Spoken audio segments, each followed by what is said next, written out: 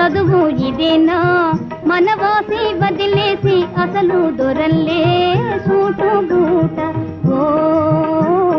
దేవదా చదువు ఇదేనా మనవాసి వదిలేసి అసలు దొరల్లే సూటు బూట ఓ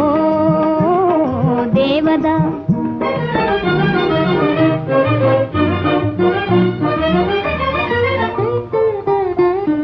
పల్లెటూరి పిల్లకు ఉలుకు హెచ్చిందే